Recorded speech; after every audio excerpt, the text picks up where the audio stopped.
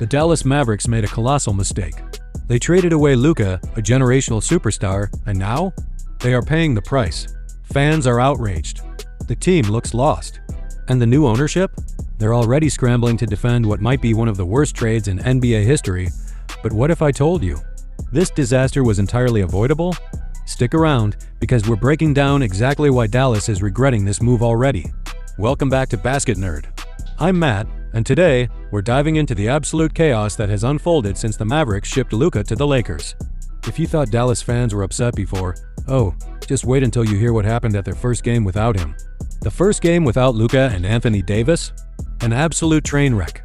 Fans knew this could go bad, but this was worse than expected. During a timeout, a fan got on the Jumbotron pretending to sing karaoke only to shout "Fire Nico." Before the camera cut away in a panic, security didn't just remove him. They straight up kicked him out of the arena. That set the tone for the night. Another fan held up a sign that said, "GM Nico Harrison," clearly mocking him, and guess what? Security kicked him out too. But that didn't stop the crowd. Every single time new owner Patrick Dumont got up from his seat, fans let him have it. "You ruined our team. Worst trade in history." The anger was real. But why are fans this mad? Well, it's not just because Luka is gone, it's because of why he was traded. Patrick Dumont, the guy now running the Mavericks, gave an interview to explain the move, and let me tell you, it only made things worse. First, he denied all the rumors. He swore they weren't moving the team to Vegas. He claimed it wasn't about money. But then, he took a direct shot at Luka. Dumont said, "If you look at the greats, Jordan, Bird, Kobe, Shaq, they worked really hard every single day with a singular focus to win. And if you don't have that, it doesn't work. You shouldn't be part of the Mavericks." Now, he didn't say Luka's name, but come on, we all know who he meant. He basically called Luka lazy and selfish. The problem? His argument makes zero sense. Shaq, the guy who showed up to training camp out of shape every single year, the guy who literally said, "I got hurt on company time, so I'll heal on company time?" Larry Bird, the dude who got into a bar fight during the NBA Finals. And somehow, Dumont left Dirk Nowitzki out of the conversation, the man with a statue outside their arena. This guy doesn't know basketball. And it gets even worse. Dumont also defended GM Nico Harrison, saying, "In Nico we trust." He credited him with last season's finals run, saying the trades for PJ Washington and Daniel Gafford turned them into contenders. Sure, those moves helped. But let's be real, Luka was the reason they got to the finals. Without Luka, none of that matters.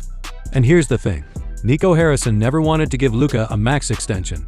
According to Mark Stein, the Mavs front office believed Luka's conditioning, diet, and attitude with referees were red flags.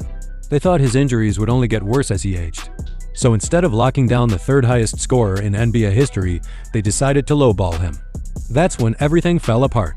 Now, if you're going to trade away a 25-year-old superstar, you better get a historic package in return. What did Dallas get? A 6 years older Anthony Davis, who shocker got injured in his first game. Max Christie, a solid young player but not a future star. 1 draft pick. That's it. No multiple first-rounders. No blue-chip young players. They traded a Lamborghini for a used-up sports car and said, "At least we kept the tires." It's no wonder fans are calling the new ownership cheap. They don't seem interested in paying luxury tax to build a real contender. Some believe they only bought the team to push for gambling legalization in Texas.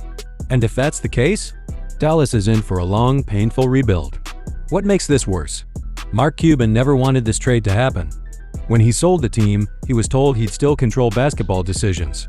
That was a lie. Dumont never consulted Cuban. By the time Cuban found out and called Nico Harrison, it was too late. The deal was already done. And now, the Mavericks are doomed. Let me put this into perspective. Teams wait decades for a superstar like Luka. The Knicks haven't had one since Willis Reed 51 years ago. The Bucks waited 38 years between Kareem and Giannis. The Cavs, 32 years before they finally got LeBron. Dallas went from Dirk to Luka, something almost no franchise pulls off. And now, they might not get another star for 30 years. Good luck getting a free agent to sign there now. Kyrie's probably furious. Klay Thompson signed there to play with Luka now. What does he do? Maybe, just maybe, this trade works out. But history tells us Dallas just made a massive mistake. So what happens now? Well, the Mavericks are in shambles, but they're not the only team dealing with chaos. Big stars are about to be on the move. Trae Young, Kevin Durant, their futures are up in the air. And the team leading the race for KD? It's a wild one, you would never guess it. If you want to know where KD might be heading next, make sure you're subscribed to Basket Nerd. I'll break it all down in the next video. This has been Matt, thanks for watching, and I'll see you next time.